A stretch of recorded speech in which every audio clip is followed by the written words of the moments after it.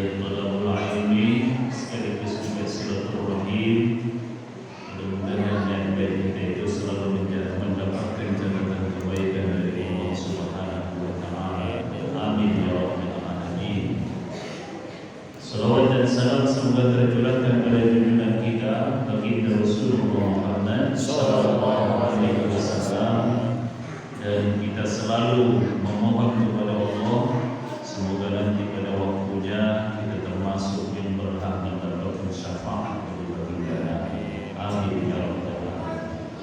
Bapak Ibu, para jemaah sekalian yang dirahmati Allah, malam ini kita ngaji berbagai macam masalah yang seringkali menjadi perdebatan di tengah masyarakat terkait dengan persoalan kematian. Ada masalah tentang hukum menangis ketika ada yang meninggal. Ada masalah tentang orang kalau ngantar jenazah itu seringkali juga diikuti dengan kalimat la ilaha illallah. Ada masalah tentang azan di kuburan. Nah, itulah diantaranya. Insyaallah ke depan bisa diperbanyak lagi. Saya ingin menyelingi. Kalau kemarin kita bicara tentang fadilah keutamaan dari menunaikan ibadah sholat asar dan sholat subuh. Ya, itu ya kemarin. Iya. Masih kelingan dengan. Kita ulangi.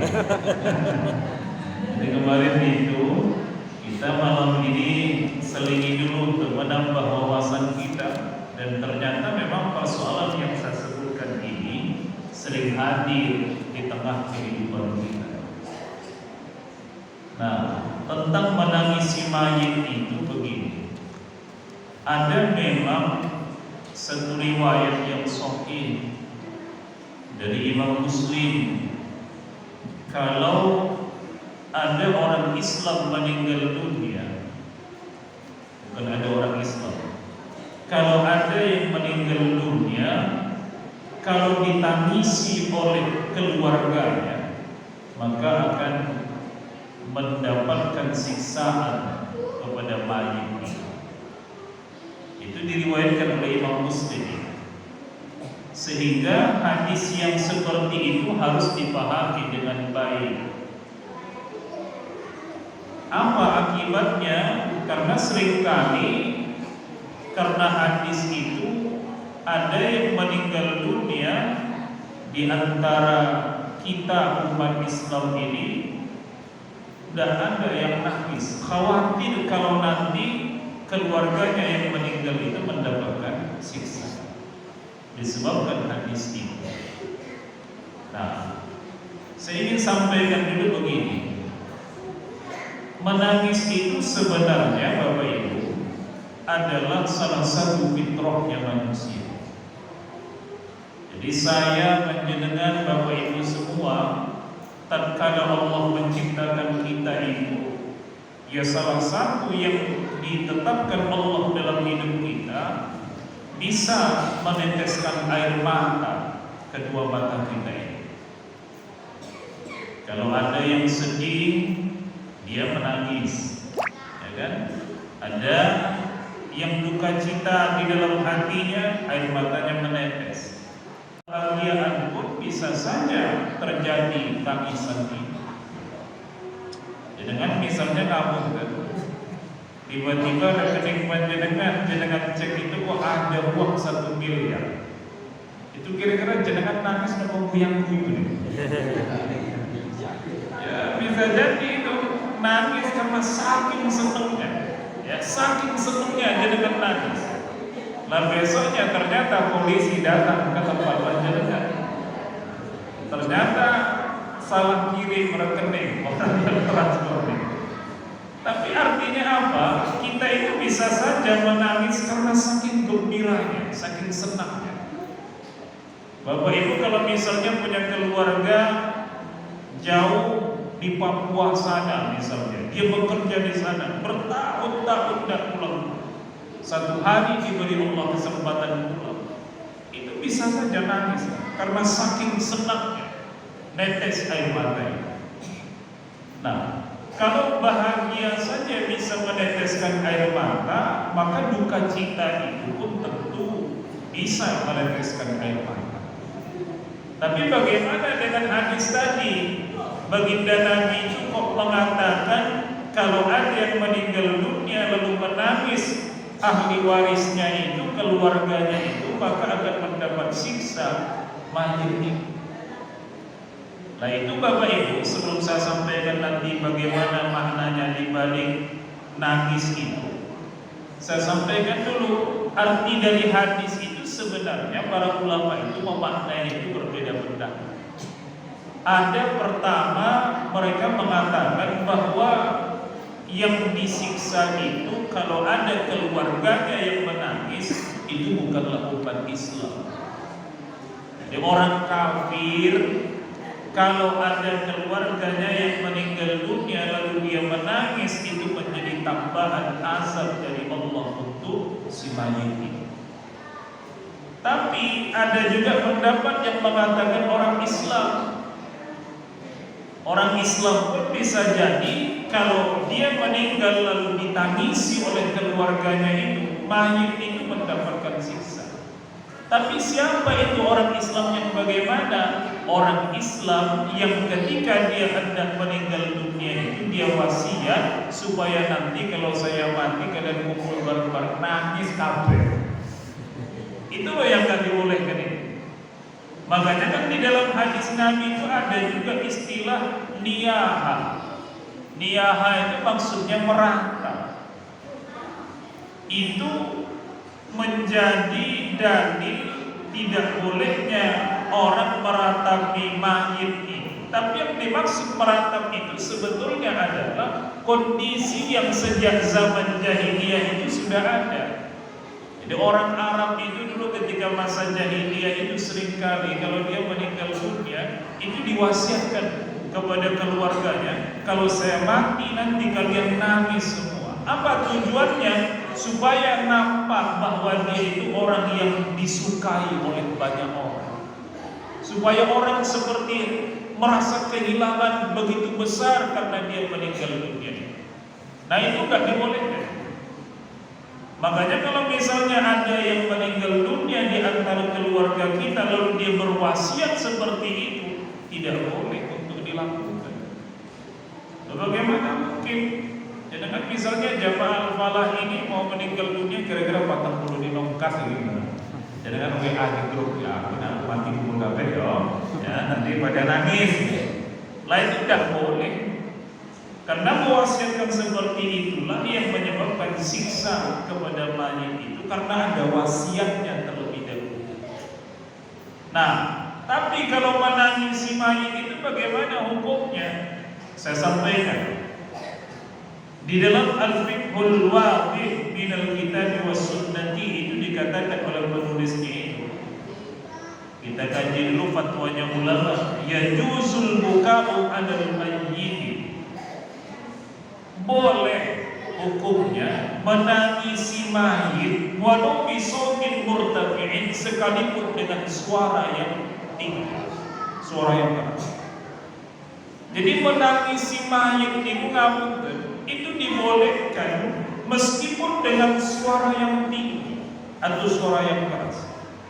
Suara yang keras itu maknanya berikut. Suara yang keras itu tidak seperti halnya orang nangis biasa saja. Ya dia nangis karena saking sedihnya terdengar suaranya.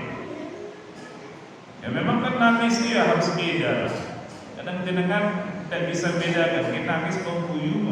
Ya ada juga kayak gitu. Yang toh nangis kok malah turun guyu. Dia rani guyu kok malah jebule nangis. Jadi walau dia itu dikatakan bisotin murtafid, sekalipun suaranya itu tinggi. Iza lam yushabu sarahun, dengan catatan loh ya, dia nangisnya dengan suara yang keras itu tidak diikuti dengan jeritan-jeritan yang histeris. Jadi tidak boleh ada jeritan histeris. Paham kan itu? Orang nangis sama orang menjerit histeris itu berbeda. Biasanya kalau dia menjerit histeris itu diikuti apa? Latmul lil khudud. Dia apa? Tampar-tampar pipinya, ausyakul lil juyub, atau dia robek-robek bajunya. Itu orang kalau histeris itu terkadang dia nangis itu hilang kesadaran dia pingsan lalu bangun lagi, nangis lagi, histeris lagi, pingsan lagi, lalu kemudian bisa jadi perilakunya itu menampar-nampar pipinya, merobek-robek bajunya, bahkan dikatakan audu'a'ul bil waili was-suburi. Dan bisa jadi juga diikuti dengan ucapan-ucapan yang meminta kecelakaan bagi diri dia dan kebinasaan bagi diri dia. Nah itulah Bapak Ibu, terutama pada ibu-ibu ini. Biasanya kalau yang nangis, kalau ada yang meninggal dunia itu kan yang sering kali nangis dan terkontrol itu bapak-bapak atau ibu-ibu? Oh bapak-bapak ya Alhamdulillah. Ibu mohon ibu-ibu biasanya ibu. Lah hati-hati loh ibu-ibu. Jadi jangan sampai kita ketika ada yang meninggal dunia itu melakukan sesuatu yang justru diharamkan Allah. Nangis ini kok bukan apa-apa. Jenengan menjerit dalam pengertian dengan histeris itu yang nggak dibolehkan. Tapi kalau jenengan nangis dengan suara yang keras saja itu juga tidak ada masalah. Tapi jangan diikuti dengan ucapan-ucapan yang menyebabkan murkanya Allah Subhanahu wa ta'ala. Jangan juga nampar-nampar pipi panjenengan, mencakar-cakar wajah panjenengan. Jangan merobek-robek baju panjenengan. Kalau Bapak Ibu misalnya seperti di Sumatera, itu ada, maaf deh, ada suku Batak Toba atau Batak Simalungun itu seringkali kalau ada yang meninggal dunia di antara keluarganya itu nangis itu sangat histeris. Suaranya itu juga keras, lalu ucapan-ucapan yang kadang kita itu tidak mengerti. Bahkan ada perilaku lagi, terkadang kepala mereka itu dibentur-benturkan ke tembok nih. Kira-kira lorong apa betul? Nah, nek boten percaya monggo dicubi mawon. Ya. Jadi artinya apa Bapak Ibu? Sebenarnya bukan masalah tetesnya air mata itu yang menjadi masalah. Tapi perilaku dan ucapan orang ketika nangis itu, itulah yang menyebabkan Allah itu tidak ridho.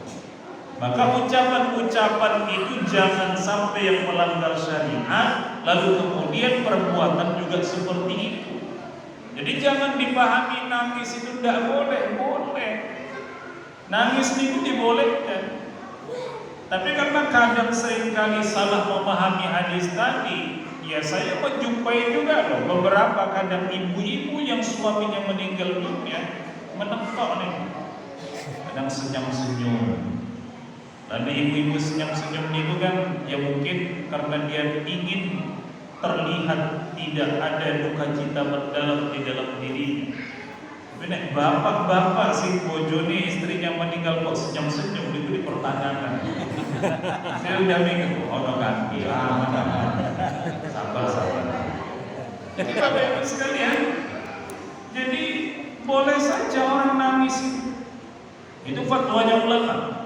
Sekarang apa yang menjadi dalil dari fatwa itu? Dari Asma binti Yazid, dia mengatakan lamma tuwfiya ibnu Rasulillah sallallahu alaihi wasallam Ibrahim, baka Rasulullah sallallahu alaihi wasallam. Jadi kata Asma binti Yazid, ketika putranya Nabi sallallahu alaihi wasallam itu namanya Ibrahim meninggal dunia, Nabi itu nangis. Lalu ditanya oleh orang-orang yang takziah itu, faqala lahul mu'azzi, orang-orang yang takziah di kalangan sahabat itu bertanya kepada Nabi. Apa yang mereka tanyakan? Anta ahaqqu man azzamallahu haqqahu. Ya Rasul, kata mereka, seandainya Allah itu ingin mengagungkan haknya seseorang itu, maka hakmu itulah yang lebih layak untuk diagungkan. Maksudnya itu begini, mereka ingin mengatakan, kok panjenengan niku kok dadak nangis niku kenapa ya Rasul? Yang meninggal itu kan cuma Ibrahim. Ibrahim itu ketika meninggalkan masih anak-anak, masih kanak-kanak gitu loh, masih kecil. Kenapa panjenengan sampai menangis karena Ibrahim yang meninggal dunia? Kalau jenengan yang meninggal dunia seolah-olah begitu pemahamannya, kami ingin menangis, ya tentu itu lebih layak. Jadi mereka itu heran, mengapa kok anak kecil saja meninggal kok tidak nangis, gitu loh maksudnya. Apa kata baginda Nabi? Beliau kemudian mengatakan kepada para takziah itu, tadma'ul ain, mata itu bisa mengalirkan air, maksudnya menangis itu. Wa yahzanul qalbu, sedangkan hati itu bisa bersedih. Wa la naqulu ma yusdidu rabba, sedangkan kami ketika menangis itu tidak mengucapkan kata-kata yang menyebabkan murkanya Allah Subhanahu wa ta'ala.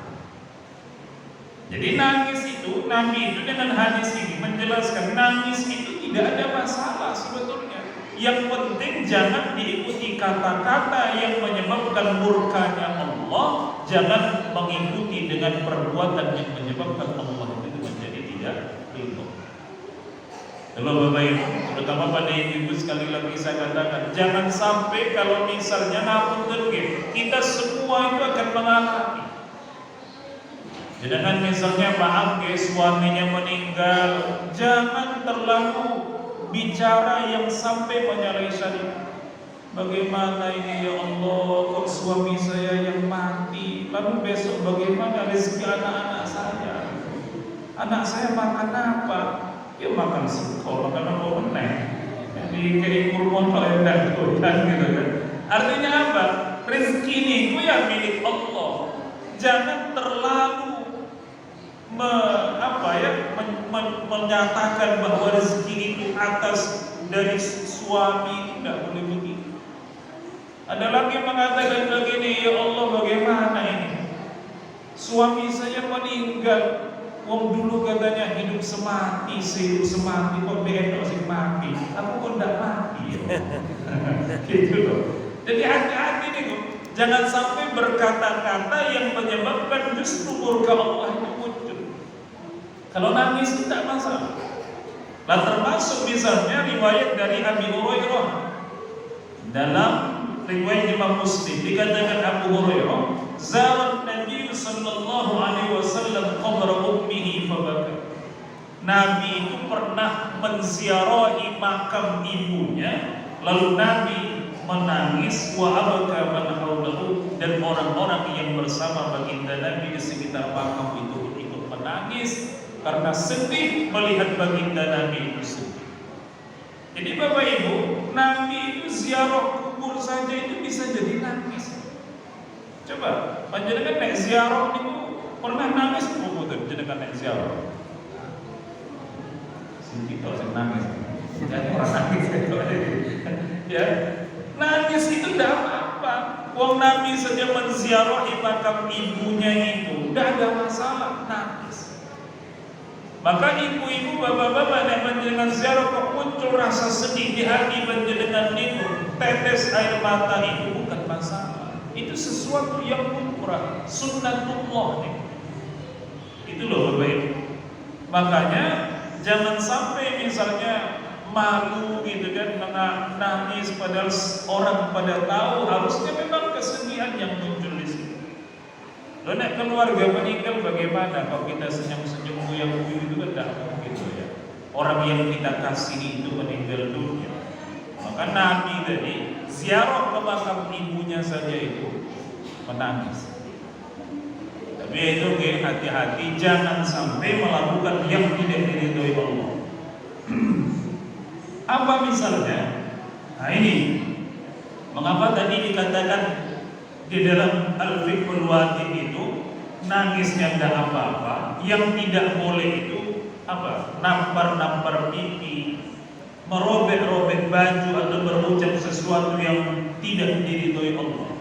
Ada disebutkan Nabi dalam riwayat Imam Bukhari dari Ibnu Mas'ud radhiyallahu anhu, anna Nabi sallallahu alaihi wasallam qala, "Laisa minna man daraba al-hudud." Ini loh. Kata Nabi, bukanlah golongan kami Artinya Nabi itu tidak suka kepada orang Islam yang kalau dia nangis itu dia menampar-nampar pipinya, mencakar-cakar pipinya, wasyaqqal juyuba, lalu merobek-robek bajunya, wada'a bidakwal jahiliyah, dan menyeru dengan seruan-seruannya jahiliyah. Itu loh maksudnya. Jadi ilmunya ini sebenarnya nangis saja dia diatur oleh Islam. Gitu loh maksudnya. Sehingga nangis karena kesedihan ada orang yang meninggal dunia itu tidak boleh kita lupa kepada Allah. Sedihnya itu ya silakan, tapi jangan diikuti dengan perbuatan dan ucapan yang menggambarkan seakan-akan kita tidak ridho dengan ketetapan Allah.